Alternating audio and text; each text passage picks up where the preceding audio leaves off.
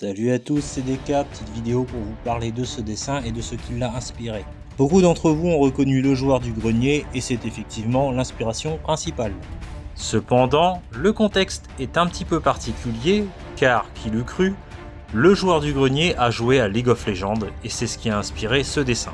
Précisons que bien que ce soit la première fois qu'il joue à LoL, il se débrouille plutôt pas mal et d'ailleurs, c'est parce qu'il va faire un move assez impressionnant que j'ai eu envie de faire ce dessin. Dernière précision avant de vous passer l'extrait, il va jouer Garen, un top laner, qui est un guerrier et qui peut quand même encaisser pas mal de coups. En face de lui, il va avoir pour ennemi Warwick, qui est plutôt un personnage de mêlée et qui a la capacité de se téléporter sur l'ennemi pour le frapper. Je vous laisse regarder le move en question.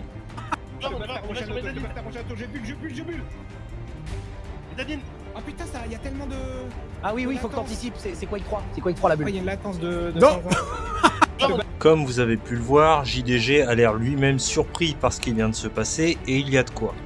Petite explication, JDG essaie de back, c'est-à-dire de rentrer à sa base par un système de téléportation. Mais Warwick arrive à toute vitesse justement pour l'empêcher de back. Et pour être sûr d'y parvenir, il va se téléporter sur le JDG.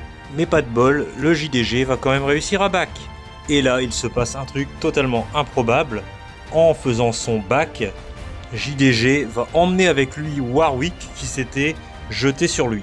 Donc un move qui tient presque de l'impossible et que JDG va même interpréter comme un bug. Warwick va donc se retrouver avec JDG dans la base ennemie, plus précisément sur la fontaine, qui a pour propriété de régénérer tous les points de vie des joueurs, mais qui tue presque instantanément tout ennemi qui viendrait y prendre place.